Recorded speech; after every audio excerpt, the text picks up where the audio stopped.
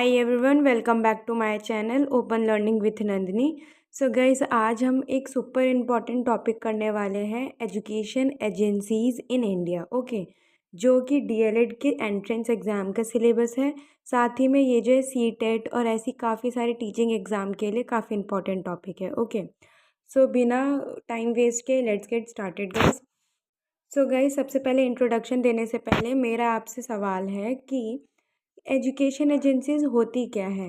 क्या आपने कभी पहले ये नाम सुना है? क्या ये वर्ड आपने पहले कभी सुना है? तो ये जो है ये वो ऑर्गेनाइजेशन होती है गाइस, जो एजुकेशन सिस्टम को मैनेज करती है, कंट्रोल करती है और इम्प्रूव करती है। ओके, इनका काम होता है पॉलिसी बनाने से लेकर इम्प्लीमेंटेशन तक का, और सबसे इम्पॉर्टेंट ये इंश्योर करती है कि हर स्टूडेंट्स को क्वालिटी एजुकेशन मिले। ओके, और ये याद रखिएगा क्योंकि इस टाइप के जो है क्वेश्चंस बनते हैं एग्ज़ाम में कि जो है ये कितने लेवल के बेस पर है, यानी कि और ये एजेंसीज़ काम करती है 3 लेवल पर। Okay, central, state and local level पर। तो ये चीज़ याद रखिएगा। तो सिंपल है, चलिए आगे चलते हैं। तो ये है कुछ लिस्ट जिनको आपको डेफिनेटली याद करना है क्योंकि एमसीक्यू बेस आते आते हैं डेफिनेटली। तो देखिए, इसको रीड करिएगा, जैसे कि एमओई की फुल फॉर्म है मिनिस्ट्री ऑफ एजुकेशन, एनसीईआरटी की फुल फॉर्म है national council of educational research and training. Okay, ये डेफिनेटली पूछा जाता है।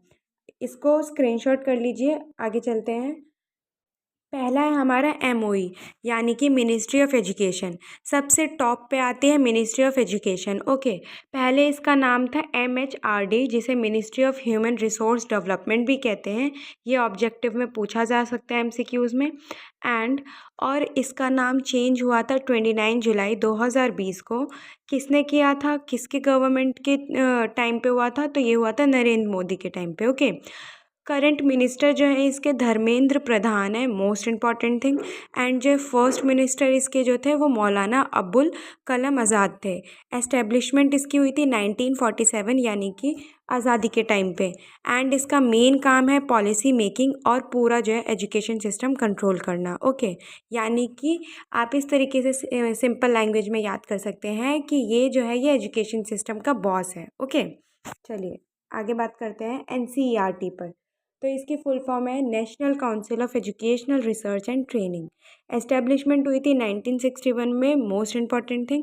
एंड इसका हेडक्वार्टर कहाँ है? तो ये है न्यू दिल्ली में। ओके, एंड ये पूछा जा सकता है कि इसका काम क्या है। ओके, तो इसका काम है टेक्स्ट बुक बनाती है, ये करिकुलम डिज़ाइन करती है और टीचर ट्रेनिंग देती है। ओके, यानी कि काफ़ी बच्चों ने तो पढ़ी भी होगी एनसीईआरटी की बुक्स, तो वो जो है रिलेट कर सकते हैं। ओके, चलिए आगे बात करते हैं सीबीएसई। तो क्या है फुल फॉर्म सीबीएसई की? Central board of secondary education. Establishment हुई थी 1962 में, यानी कि एनसीईआरटी के तुरंत बाद। ओके, एंड जो है इसका हेडक्वार्टर इसका भी न्यू दिल्ली में है। एंड इसका फंक्शन है कि ये बोर्ड एग्ज़ाम जो है कंडक्ट कराती है 10th और 12th के। साथ में ये स्कूल्स को जो है एफिलिएशन देती है। ठीक है, तो काफ़ी बच्चे सीबीएसई से होंगे तो they can also relate, they can understand better. ठीक है, आई मीन उनको जो है फुल फॉर्म ऑलरेडी पहले से पता होगी, लाइक मैं भी जो है सीबीएसई बोर्ड से थी। ओके, चलिए आगे बात करते हैं। अगला है हमारा UGC, the most important thing. ठीक है, तो इसकी फुल फॉर्म है यूनिवर्सिटी ग्रांट कमीशन। एस्टेब्लिशमेंट हुई थी इसकी 1956 में। एंड इसका काम है कि यूनिवर्सिटीज़ को फंड देना, हायर एजुकेशन का जो है स्टैंडर्ड मेंटेन करना। यानी कि अगर सिंपल में बोलूँ तो कॉलेज और यूनिवर्सिटी का जो कंट्रोलर है वो कौन है? वो है UGC, University Grant Commission. Okay, याद रखिएगा। चलिए आगे, this is also most important, NAAC, NAAC। इसकी फुल फॉर्म है National Assessment and Accreditation Council. इसकी एस्टेब्लिशमेंट हुई थी 1994 में, और इसका काम था कॉलेजेस को ग्रेड देना, जैसे A, B, C, और क्वालिटी चेक करना।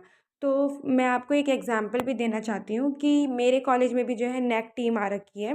नेक कौन होती है? एक टीम होती है काफ़ी सारे मेंबर्स की, जो कि जो है दूसरे दूसरे कॉलेजेस में जाती है एंड जो है उनको कॉलेजेस को ग्रेड देती है उनके परफॉर्मेंस के बेस पर, लाइक कि वहाँ पे कितनी ग्रीनरी है, इन्वायरमेंट कैसा है, इंफ्रास्ट्रक्चर कैसा है, एजुकेशन सिस्टम कैसा है, बच्चे की एक्टिविटी कैसी है, बच्चे पढ़ रहे हैं कि नहीं पढ़ रहे, हर एक चीज़ को जो है देखा जाता है एंड उसके बाद जो है ग्रेड दी जाती है।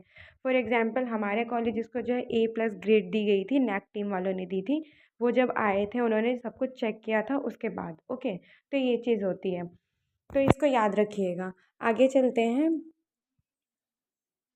NIOS, तो इसकी फुल फॉर्म है national institute of open schooling. इसकी एस्टेब्लिशमेंट 1989 में हुई थी एंड इसका काम था ओपन स्कूलिंग सिस्टम प्रोवाइड करना। जो बच्चे रेगुलर स्कूल नहीं जा सकते थे उनके लिए बेस्ट ऑप्शन है, ओके। चलिए आगे है SCRT। यस, जो बच्चे DLED कर रहे हैं तो दे नो SCRT एक एजुकेशन एजेंसी ही है इंडिया की। DLED करना चाहते हैं या फिर कर रहे हैं, ओके, जो कि एंट्रेंस के लिए प्रिपेयर कर रहे हैं, तो इस ये चीज़ जो है काफ़ी ज़्यादा इंपॉर्टेंट है। इसको ध्यान रखिएगा कि इसकी फुल फॉर्म है state council of educational research and training and इसका काम है स्टेट लेवल पर जो है करिकुलम बनाना, टीचर को ट्रेनिंग देना, ओके। चलिए आगे बात करेंगे डाइट की, ओके। तो डाइट है, इसका फुल फॉर्म है district institute of education and training. कब हुई थी एस्टेब्लिश? तो 1987 में। काम है इसका प्राइमरी टीचर्स की ट्रेनिंग देना, ओके। तो गाइज़ इसको भी ध्यान रखिएगा क्योंकि यस आप टीचिंग की ट्रेनिंग कर रहे हैं या फिर टीचिंग की ट्रेनिंग के लिए जा रहे हैं, एंट्रेंस एग्ज़ाम देंगे या फिर जो टीचर से रिलेटेड कोई कॉम्पिटिटिव एग्ज़ाम देंगे, तो they can ask the full form of diet, okay. आगे बात करेंगे इग्नू की। इग्नू की फुल फॉर्म है Indira Gandhi national open university. Establishment हुई थी इसकी 1985 में एंड इसका काम है डिस्टेंस लर्निंग का। यानी कि आप लोग जो है घर बैठे भी जो है इसकी डिग्री ले सकते हैं इजीली, ठीक है। यानी कि घर बैठे ही आपको एग्ज़ाम देने होंगे एंड जो है डिग्री मिलेगी वगैरह। आपने काफ़ी चीज़ें सुनी भी होंगी काफ़ी लोगों से कि जो है उन्होंने इग्नू से किया है और काफ़ी बच्चे कर भी रहे होंगे, इग्नू से डिग्री ले रहे होंगे, राइट। चलिए आगे बात करेंगे स्कूल सिस्टम की, जो कि दो टाइप की है, एक है KVS, एक है NVS। KVS की फुल फॉर्म है केंद्रीय विद्यालय संगठन एंड NVS की फुल फॉर्म है नवोदय विद्यालय समिति। तो काफ़ी बच्चे जो हैं इन दोनों स्कूल से पढ़ के आए होंगे एंड वीडियो देख रहे होंगे डेफिनेटली। तो इसकी एस्टैब्लिशमेंट हुई थी KVS की 1963 में एंड NVS की हुई थी 1986 में।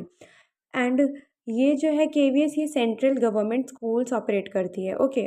और ये NVS क्या है? तो गाइज़ ये जो है ये रूरल टैलेंटेड स्टूडेंट्स के लिए रेजिडेंशियल स्कूल्स होते हैं।